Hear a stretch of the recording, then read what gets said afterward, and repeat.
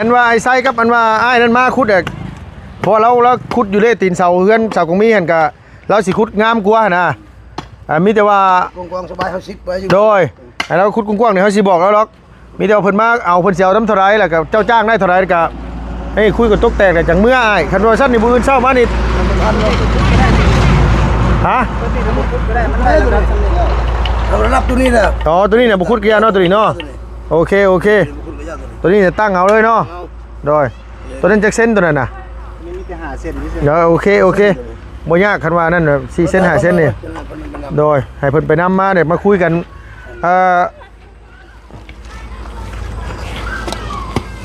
ตัวนี้กับได้ขุดอยู่ไว้ขุดอยู่ตัวนี้เนาะ3-4เส้นโดยเอาพี่น้องเอ้ยเนาะมีแต่ว่า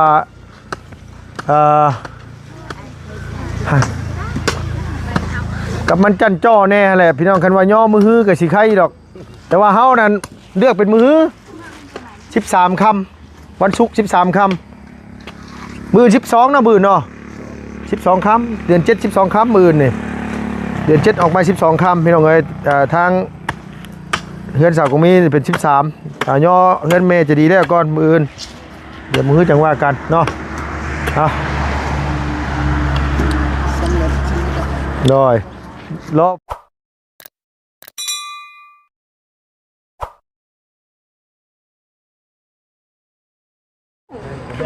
ตบลงตาลสะเชียตาลตาลไม่สะเจ๊เ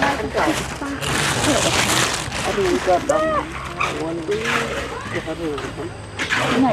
อันนี้เสาชุดท้ายบ่อยแหละขันยันมันนี่กับอันเจ้าอันว่าเอาอันนี้เลยแม่จะดีเด้อหัวจิงไข่แล้วก็อันก่อไม้นั้นไม่ต้องทางออกก็ได้ให้มันยึดด่าดินไว้ก่อนเอาหัวจิงไข่มาปลูกมาอันนี้ไว้เฮ้ยเห็นยังไงนะโอ้ดูเนี่ยบูดูแทบหมดนี่โอ้เนี่ยเพิ่นให้ดูแบบมันบูดู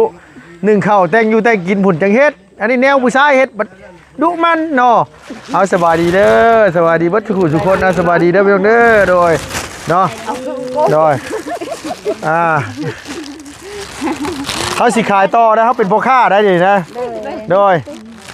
ขายต่อเท่าไหร่นางเขาได้ทั้งสื่อเอาทั้งขึ้นเลย ครับโอ้มันก็บ่ได้กำไรแล้วก็จะเป็นพ่อค้าบ่ได้เลยแบบนั้นเนาะราคาละมันลดขายให้ โดยเด้เอ้ยบ่มีเด้ไม่ได้โอ้บ่มีเจ้าก็ไปซื้อมาคืนเฮาเจ้าก็ได้เนาะโดยอันนี้นี่ตอนแรกว่าสิซื้อมาใส่อันว่าเพื่อนสาวกงมีพี่น้องเอ้ยแต่ว่าทั้งนี้ทั้งนั้นแหละเห็นว่ามันสิได้ยุกพร้อมกันโพดแล้วมันสิอ่อนอัวกันโพดว่าสิยุกพร้อมกันมื้ออื่นยุกตัวนี้แน่สิไปยุกตัวนั้นแน่บัดยันว่ามันเลยเวลาสมมุติว่าเฮาหาเลิกหายามไว้บัดย่อเฮือนแม่จะดีแล้วประมาณ8 โมงกว่าไปย่อเฮือนหลังนั้น10 ปลายโมงมันก็บ่คักแล้วเฮ้ยว่าเนาะซั่นเนี่ยย่อพร้อมกันว่าแต่ว่าย่อพุ่นก่อนมื้ออื่นเดี๋ยวจะมาย่อเจ้าตามไรตามลุงละย่อนี่ก่อนตามลุงแต่ว่าหันย่อเพื่อนเพิ่นก่อนเจ้าน้องเว้าง่ายแต่ฟังยากเจ้าเอ้ยเว้าง่ายแต่ฟังยากโดยได้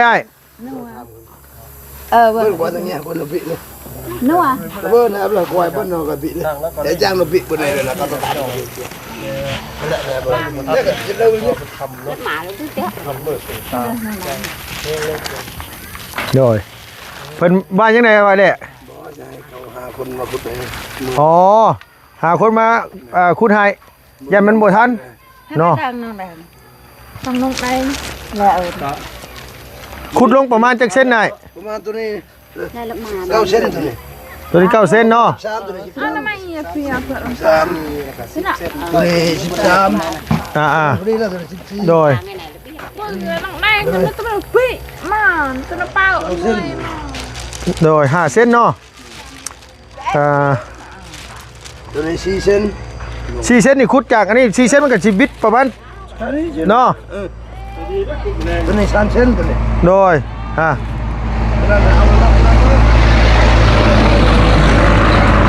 โดยใช้ไอขีดไว้เดี๋ยวว่าซะ เอามายังทาอยู่ดอกให้เขาขุดมันมีคนขุด อันนี้น้ำอยู่เมื่อยแล้ว โดยบ่เป็นหยังคันซั่นมีแต่ว่าให้เขาพอใกล้ครับให้ดีแล้วมาขุดเนาะจ้างเพิ่นซะเฮ็ดได้มันบ่ทันได้คันบ่ทันน่ะอ้ายแล้วบ่ไหวแล้วดื่มเต็มที่แล้วมื้อนี้เนาะพอน้องปูนาบ่ได้มาบ่อยแหละพอน้องปูนาบ่ได้มาบ่มื้อนี้โดย มาละมือมาอันซื้อมาจ้า มีบ่สักคนว่างมาเฮ็ดให้กับเจ้าเฮ็ดกลางคืนก็ได้นะ ทำใกล้คนเก่า ฮะ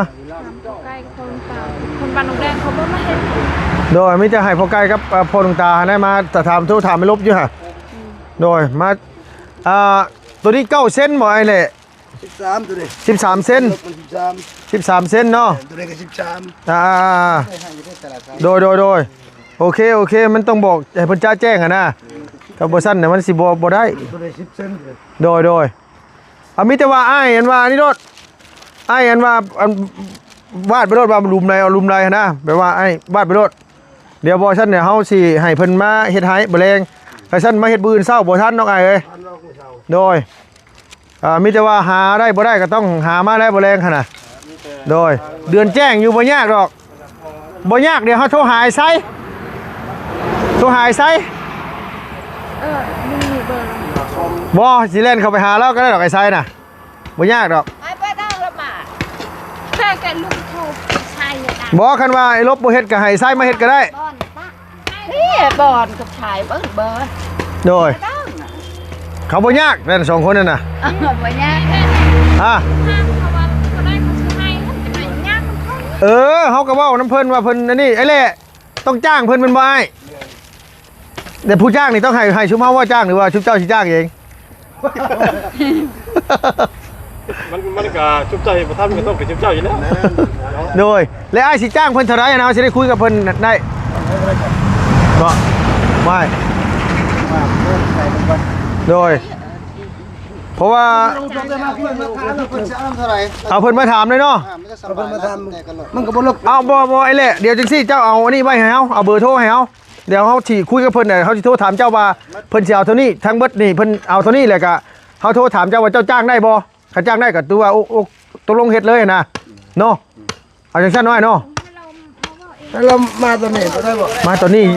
ต้องเล่นเข้าไปเอาเหล้าด้วยนางเอ้ยอยู่บ้านก็รับผู้ พวกกระจัด2คนน่ะบ่ โดยโดยเขานั่นแหละเขาไอ้ไส้ครับมานั่นแหละแล้วซื้ออย่างไอ้บอลบ่คนหนึ่งโดย แอนยาลีก็ให้แม่นะ เจาะกันดอก โดย แบบให้ผ้าเนี่ยอะไรสิ ก็บ่ได้ลายนั่น โดยมันก็ไม่ลายหรอกแต่ว่าถึงว่า บ่ลายนะตัวนี้ก็มีแต่10เซนซื่อลง โดย มันก็ทมตัวนี้ก็ทมตัวนี้บางตัวนี้ โดยมีแต่ว่าเขาอันนี้ตัวนี้8 เซนบ่ไอ้แหละ5 เซนบ่5 เซนเนาะโดยมีแต่3เซนซื่อ 3 เซน3 เซน4 เซน5 เซนมันไม่ได้ลายนะแต่ละ เดียว14เอาคุณแล้ว14น่ะ โดย ยังตนองการคุ้มฟิเด้อ โดยแต่ว่าไอ้ไส้กับนั่นน่ะนี่คันว่าไอ้ดีเขาอันนี้เฮ็ดก็ได้คือกันแต่ว่าถึงน่ะไปไหมพอไกลมานี่นะวานนะ มื้อนี้ก็คือ มานี่ก่อนมีเวียกกันว่าให้เฮ็ดนี่ จ้างทางที่มันสิว่าคนมาให้เจ้า เฮ็ดบ่นี่อ้ายแล้วขุดขุมบ่ทันนี่ชื่อเจ้าเฮ็ดบ่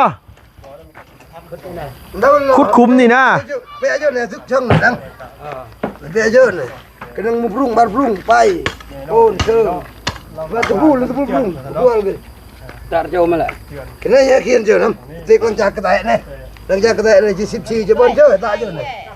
โดย ด้วยให้กับไทยดำยุ่งกับเขาก็ เล่นไปตามไอ้ไส้ให้ไปคันว่านั่นไปเห็นว่าเจ้าเฮ็ดน้ำเพิ่นบ่กันเฮ็ดกับ บางก้อนเอาราคาเวียดกลางคืนเนี่ย กลางคืนนี่แหล้วกลางคืนมื้อแรงนี่ได้ปืนบ่ได้ได้บ่ทันนะเฮ็ดมื้อแรงนี่เลยเดือนแจ้ง กินข้าวก่อนไปตามเรา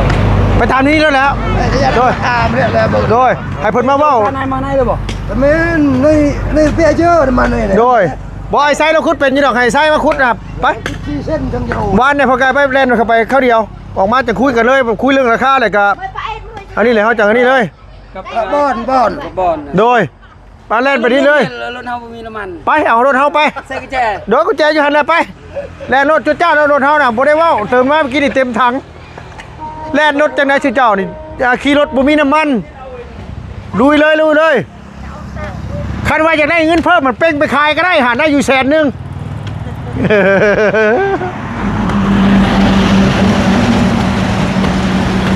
บ่ให้อันว่าไอ้ไส้กับอันว่าอ้ายนั่นมาขุดอ่ะ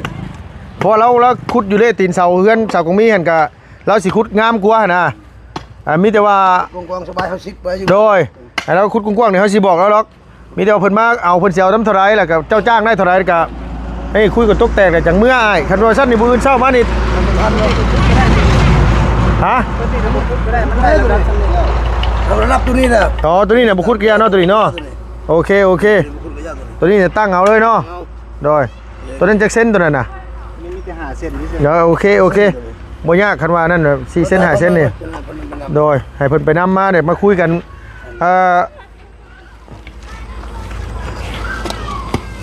ตัวนี้ก็ได้ขุดอยู่อ้ายขุดอยู่ตัวนี้เนาะ3-4เส้นโดยเอาพี่น้องเอ้ยเนาะมีแต่ว่า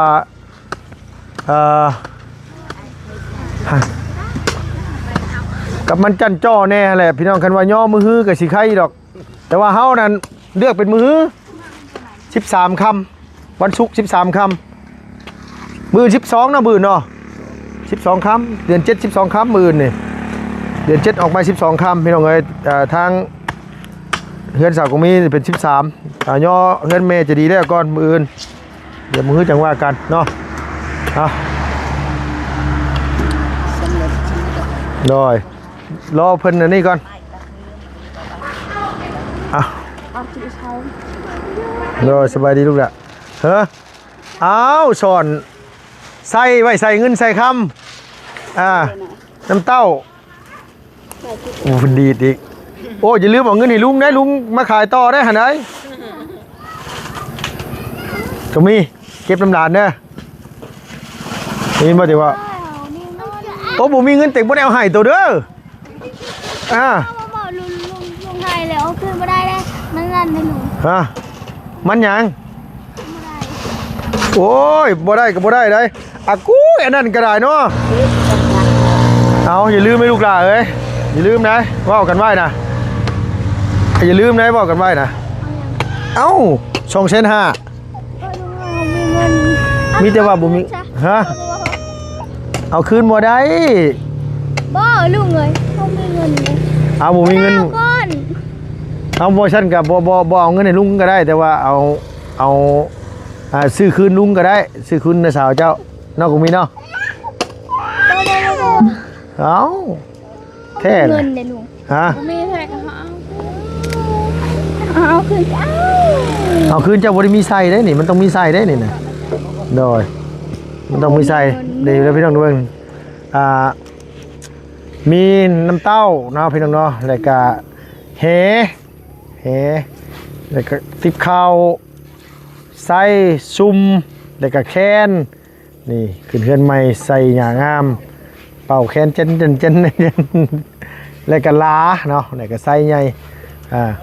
คันว่าอยากให้ได้เงินได้ทองก็เอาใส่หลายๆเงินนี่เอาใส่หลายๆนะครับนี่ไว้มันก็อยู่เสาเพิ่นสิไว้ใส่เสาใดบ่นี่วะใส่เสากลางนั้นใส่เสากลางก็ได้กับเสาตัวที่3มาแหละมือก็ต้องมัดไว้สิย่อเตรียมไว้ก่อนมีบ่ฝ่ายนะฝ่ายมีบ่ฝ่ายที่เพิ่นฝ่ายเป็นในนะแม่จะดี มันบ่มี อ้าวฝ่ายเป็นในนะเขาต้องออกมาเลยเขาก็มาไ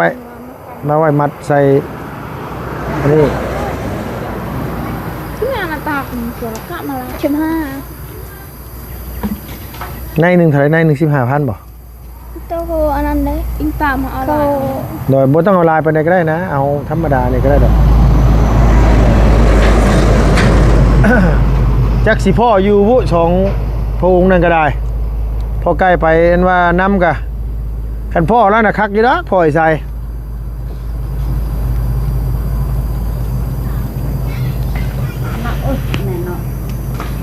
ยังบ่อิ่มอยู่บ่นั่นน่ะบ่อะเลียบ่อะเลียเจ้ายังบ่อิ่มอยู่บ่เอาเข้าไปกล้องข่อยนี่ซ้ำมันสิปิ้วบัดนี้นะช่องข่อยนะเนาะซ้ำข่อยสิได้ตัดออกอันช่องข่อยมื้อนี้นะแล้วง่วงเนี่ยบ่แล้วง่วงบ่แล้วอยากนอนบ่อันนั้นเอาไปเก็บไปลูกหลานใส่ถุงยางไว้ลืมซื้อเมื่อคืนกันเด้อ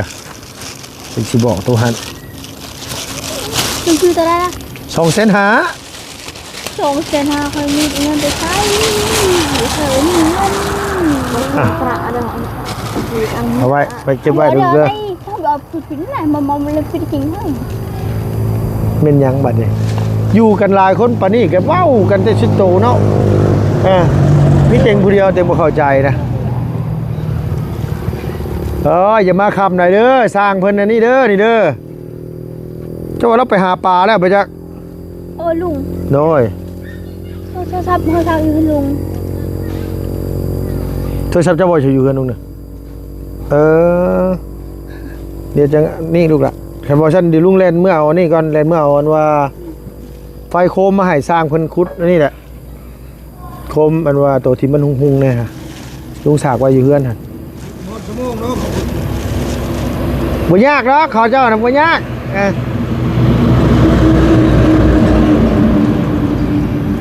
ขุดเขาเดียวก็แล้วเพราะว่าดินอันนี้เด้ดินเขาเจ้าถมมาซื้อมีแต่ว่าอันมองนั่นน่ะจะดีเอ้ยไปหานั่นดูลูกด้วยมาอันใส่เด้อต้นหัวจิงไข่มันปลูกไว้เอาปลูกทีๆนะฮะแล้วก็จังเอาคันมีข้าวเปลือกเอาข้าวเปลือกว่านเนาะมันจังดีมันจังง่ายกว่าข้าวเปลือกว่านเนี่ยมันเกิดขึ้นมาได้หากข้าวเปลือกยึดหน้าดินไว้ก่อนปีหน้ามาจากปลูกต้นไม้ใส่ปลูกต้นยังก็ได้ต้นที่มันบ่สูงนะต้นมะเขียบมะยังก็ได้หรอกไปเดี๋ยวดินมันสิเจิญน้องไปหลายปีไปมันสิเจิญน้องเพราะว่าอันนี้พี่น้องเลยเนาะให้มันวิดเสาไฟฟ้าตอนนี้คือสิตั้งพี่มันบางเสาไฟฟ้ามันเป็นอันบ่งามเฮือนหลังงามกับสิบ่งามแหละเด็ดงามปานใดกับสิบ่งามแหละบ่อยแหละเฮ็ดโตเฮือนนี่จักกันว่าเม็ดได้บ่เฮ็ด6x6บ่บันไดขึ้นเม็ดนึงตัวเฮือนนี่เฮ็ด6x6เนาะว่าง่ายว่าเฮ็ดห้องนี่เฮ็ดแถวเดียวกันเนาะเฮ็ด2ห้องกันแถวเดียวเนาะทั้งนั้นก็คือปล่อยโล่งเนาะได้เฮ็ดบันไดขึ้นมาโดยบันไดขึ้นทั้งข้างหรือขึ้นทั้งหน้าขึ้นข้างแบบเบอร์นี่เฮ็ดคือเฮือนอาเจืองหั่นบ่วะแบบเฮือนอาเจืองเนาะโดยแบบเฮือนอาเจืองเพิ่นเอาทรงนั้นเพิ่นขุดก็บ่ได้หลายคุมนะ1 2 3 4 5 6 7 8น้อยๆนึกๆโดยจุบจับคิดออกก็ซื้อกันแล้วหรอกอันนี้นะโดยเมื่อยแล้วบ่ไหวแล้วโดยเบิดมือมื้อนี้ก็ได้อ้ายแล้วก็พี่เอ้ยจับรอดิเข้านะก็แล้วเลยเด่นเคลียร์เลยก็แล้วเลยติบ่เฮ็ดก็ได้นะอ้ายให้เขาเจ้าเฮ็ดนั้นจังได๋เฮาก็สิจ้างอยู่แล้วตัวมันแล้วก็บ่ให้มาจ้างตัวมันแล้วเฮาก็ไล่ออกติแม่นเด้อเนาะตัวมันแล้วเฮาก็ไล่ออกแม่นแล้วถือเจ้าเว้าแล้วมันก็สิลดค่าจ้างลงอีกน้อยนึงแต่ว่าเราสิอยู่บ่นี่คนบ่เป็นตาดุปานใดดอกคนบ่เป็นแต่ไปหาปูหาปลาดอกเว้าบ่ได้เด้เนาะไอ้เด้เนาะสายนั่นซ้ำโอ้ยพี่น้องเอ้ยว่าจะตำเข้าไปย่างไวมันขึ้นแล้ว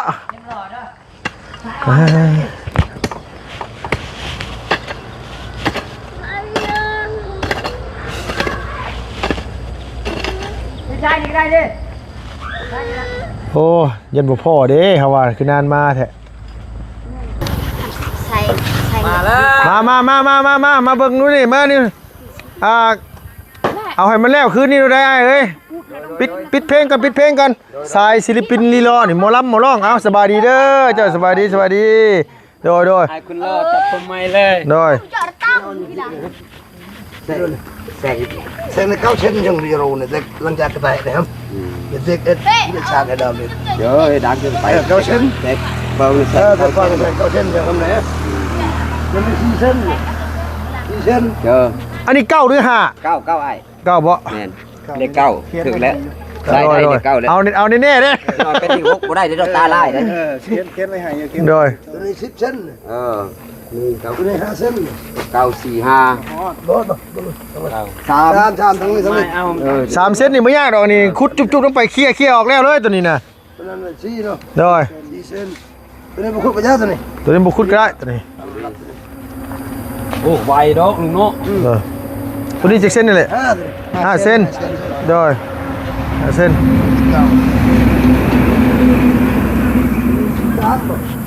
Sam rồi này. 13 เซน Cho nên xếp sam. 13อ่ะ đây đây đây chưa gì đó tụi mình không ai kia Đây này này. đâu đây Đây này chạc này. Để đây. đây đây โดย Sam chân. บ่ยากดอก thôi đây Cũng lại như vậy. khỏi bao cái like đó khỏi bao ô like đừng cái trái vào nó không bao bao để mà like đó rồi cũng cái lại ให้chúng ta soiพอๆกันจากซอยchúng taจะให้chúng taให้คนละแสนเลยบ่ก็หลายๆเลยได้คนละแสนนี่ áo đây phụ sen lấy แสนสิได้ง่ายใช่ mau phụ sen phải คนละแสนก็ว่ายังให้ผู้50ก็ยังว่าchúng ta mà khi cũng mù nó มันก็บ่ได้เลิกปานใด โดย đây đây đây คนสองคน sam quân phụ đi sam sen จ้า men tôi coi sam quân coi hết năm rồi เขาจะเก็ตทำการม้วนเขาว่า3นี่นะขุดตรงนี้ตัวนี้ก็13นี่13เส้นแต่หน้าดินลงนี่เอ้ยโอ้ยปันเพิ่นปันโตแล้ว บ่ได้เลิกปานใดนะ ไอ้เรื่องปันเพิ่นปันโตบ่ได้เลิกบ่ได้ก็สิค่อยก็เมากลางคืนอีกเบิ่งอาบน้ำอาบในนี่เก้งกว้างเลยตัวก็ว่าสิลมแสลมสาวอยู่คนเดียว โอ้ เนาะ ลมสาวโอ้เสียสละมากจักสำใดได้เอ้ย เอาเลยว่าบ่มีลูกบ่มีเมียว่าอยู่คนเดียวได้ โดย เอาความจริงเลย โดย ประมาณ2,500,000จะไปขอนำไป โอ้ยมันคู่ซะแบบทุกๆกันเสมอมากลูกบ่ได้คนนำกันหมด บ่ฮอด28 8 ต้น นี่ก็ตื้อๆนั่นก็เคลียร์ปั๊บไม่เจอ เรายัง โดย ซอยกันก็บ่ ทำช่วยกันความว่าคนแพ้กันเนี่ยเป็นคนไม่ครับกล้วยครับไม่แล้วเนาะ โดย กันกล้วยเนื้อไม่บ่ครับมันก็ฮัดกัน เออ กันหักก็ตัดทิ่มเลยใช่ โดย กล้วยบ่เสียนะกล้วยแพงอยู่ โดย ตายก็มีได้ เอามีแต่ว่าเนาะ ลงมือเลย โดยมีแต่ว่าตามนั้นเลยเนาะ 3แสนเราให้บ่ยากดอก โดย แต่บอกซื้อของเขากินง่ายเนาะเขาซื้อบ่ขาย อู้ขนาดกล้วยเริ่มชุบแล้วกล้วยเริ่มชุบแล้วโดยมีแต่ว่าลุยเลย ไปอยู่บนรถ เพิ่นจ่ายจวดก่อนเลยเอางานให้เคลียร์ให้แล้วได้เฮาสิมาเฝ้าได้นี่ได้ ให้มันแล้วเด้ บ่ฮอดเช้านะ10โมงบ่ฮอด10โมงมาถึงเมานะ เออ เดี๋ยวๆเป็นแล่เลย โดยเพราะว่ามื้ออื่นต้องได้ย่อได้ไอ้ไสมื้อได้ย่อเอามันกว้างๆหน่อยเด้อเดี๋ยวเฮาสิเมื่อเอาโคมมาให้เอาโคมตัวที่มันหุงๆอ่ะ เวียกเมา มีโคมมาให้พร้อมโดยเอาตีนเสามันกว้างในเวลาเขาเสียนมันจังง่าย แม่น เช้าไม้มันคดได้ของมัน โดยไม่ ประมาณชั่วโมงไปก็แล้วเลย ๆ นะ โดย บ่5นาทีก็ดีจุ่มไป แต่บ่ฮอดชั่วโมงนึงนะทุกคนจะบ่ฮอดเลย สามคนเฮ็ดประมาณชั่วโมงปลายนี่แหละไป เต็มที่กับเพื่อเสียนเพื่อหยัง 3คุ้มสิ ฮะ ว้า3คนคุณเลย3คุ้มเมา โดยมันมีขุมลึกขุมตื้นไหนโดยจับสลากเอาเด้อไปนั่นกันเลย ยาวได้ตัวนี้เลยระดับเช้าได้เด้อ โดย เช้าตัวนั้น4 ทางนี้ ข้างๆเลยใช่เด้อ 3เส้นเห็นบ่ 13 เส้น